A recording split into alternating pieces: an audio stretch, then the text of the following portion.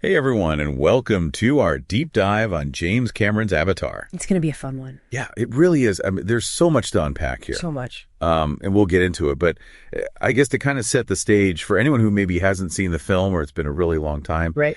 we're talking about the lush alien moon of Pandora, Yes. home to the Na'vi, this humanoid species that's deeply connected to nature, and their world's about to be totally, rocked by the arrival of humans. Mm-hmm. But what's interesting is the film uses Jake Sully, this paraplegic former Marine, as our entry point. Absolutely. So he's chosen for this Avatar program, which allows his consciousness to be transferred into a Na'vi body. It's such a cool concept. It is such a cool concept. And this gives him the ability to really interact with the Na'vi on their own terms, gain their trust.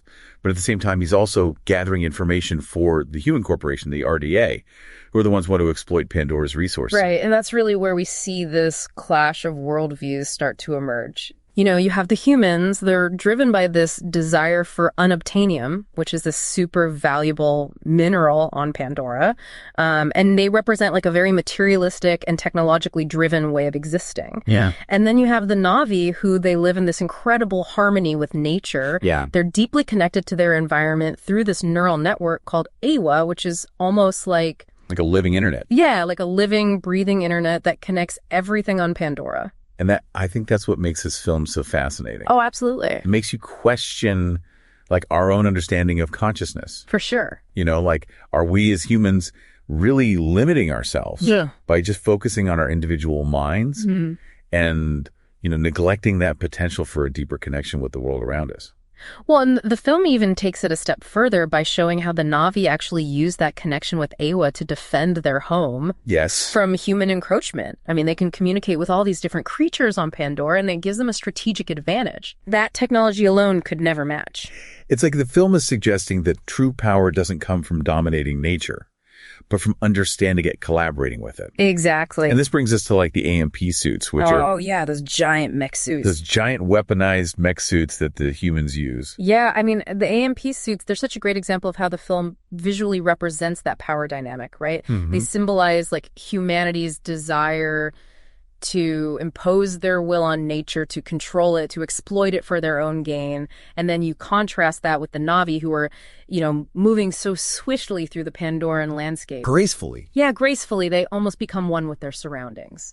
So we have this really cool contrast. The humans encased in metal-wielding, advanced weaponry. Yeah. And then the Na'vi moving fluidly and using their connection with nature as a weapon. Yeah, it's like a visual metaphor for two completely different approaches to existing. Totally. And as Jake gets deeper into the Na'vi way of life, he begins to question, like, where does he truly belong?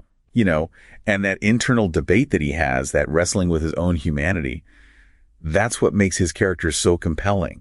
It is. He represents that potential within us all to choose a path of connection and harmony over domination and destruction. Absolutely. Picking up on that debate that Jake's having, Yeah. I think it's interesting how the film doesn't portray all humans Right. as like straight up villains. Yeah, it would have been easy to just make the RDA like the bad guys, Totally. driven by greed, and that's it. But But there's more nuance to it. there's so much more nuance. Yeah, like even Colonel Quaritch, who's, the head of security. yeah, he's the head of security for the RDA, and he's definitely like a poster child for that, militaristic mindset. Right. But even he believes he's acting in humanity's best interests. Right. It's like he thinks Pandora's resources are essential for human survival. Yeah. And he's willing to do whatever it takes. Whatever it takes to secure them. Exactly. And it makes you think like even people who commit terrible acts often believe they're doing the right thing. Yeah, it's a really interesting... It's complex. Yeah, it's a complex look at morality. Mm-hmm. And, you brought up anthropocentrism. Yeah. Which is this idea that humans are the most important species on Earth. And everything else revolves around us. Exactly. And Avatar challenges that. Head on. Yeah, it really does. By presenting the Na'vi and their relationship with Pandora as like this counter argument. Well, their connection to AWA, that neural network that Yeah. links all living things. Like the opposite of that human drive for technological dominance. Yeah. The Na'vi don't see themselves as separate from nature. Yeah. They're a part of it. And that's so well illustrated So well illustrated. in the film's depiction of the Tree of Souls. Oh, the Tree of Souls is so important. It is. It's not just a giant tree. It's a sacred site. It's their connection to Awa. Their history, their memory. Everything. Yeah. And so when the RDA destroys it, it's heartbreaking. it is. It's not just about the loss of a physical structure. Right. It's symbolic. Yeah, it's like cultural genocide. It really is. They're severing the Na'vi's connection to their history, their identity. And, you know, the film is set in the future, but it feels so relevant to what's happening now. Oh, absolutely. You know, deforestation, climate change, exploiting resources for short-term gain. Yeah, it makes you wonder if we're on the same path as the RDA. I mean, are we headed towards a future where our pursuit of technology and economic growth just destroys the planet? It's a scary thought. It is, but the film also gives us hope. Yeah. It shows us that resistance is possible. Absolutely. That even against incredible odds, individuals can make a difference. And Jake's decision to fight with the Na'vi, to betray his own species. So powerful. It really is. It shows that true freedom doesn't come from power or control, but from understanding connection and fighting for what's right. And he's not the only one, Dr. Grace Augustin. Oh, yeah, the scientist. She dedicated her life to studying the Na'vi. And ultimately chooses to side with them. Yeah, she represents that potential within humanity for empathy and compassion. For sure. Recognizing the value of all life. Yeah, their courage to challenge the status quo is inspiring. It is. But even in victory, there's loss and sacrifice. That's true. The Na'vi fight bravely, but they lose people along the way. Right. Avatar doesn't give us a simple good versus evil story. Yeah. It acknowledges the complexities of conflict. Yeah. And that leads to a really important question. What happens next? Yeah. The humans are gone from Pandora, but is the threat really over? Okay, so we're back. And I think, after all this discussion about Avatar, the big question is, what does this all mean for us? Right here on Earth? Yeah, exactly. Like we've been talking about this fictional world, Pandora. Right. But it's hard to ignore, the parallels to our own reality.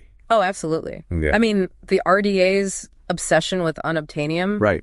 That's basically us, our constant need for more resources. And the consequences that come with that. Exactly. Like what happens when we just take and take and take without thinking about the impact. Yeah, and I think that's where the film is so powerful. It is. It's like a warning, a reminder that we can't just assume technology will always fix the problems that we create. Right. Sometimes technology is the problem. Exactly. And that's where I think the Na'vi way of life offers something really interesting to consider. It does. Their connection to nature, their understanding that everything is connected. It reminds us that we're not separate from the natural world. We're a part of it. Yeah, and our actions have consequences. Yeah, a ton. They affect everything around us. It's like a ripple effect. Exactly.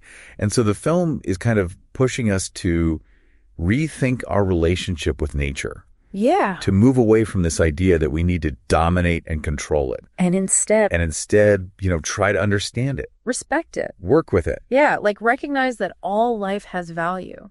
And that's a big shift in thinking. It is. It's not just about individual actions, although those are important. Right. It's about changing the systems, the economic and political systems that prioritize profit over everything else. So Avatar is more than just a sci-fi adventure. Way more. It's a call to action. Yeah. It's telling us to rethink our relationship with nature. To challenge the systems that are destroying our planet.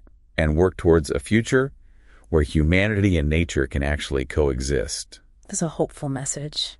It is. And, as we wrap up our deep dive, I really hope that you'll keep thinking about these themes. Yeah. And how they connect to your own life. For sure.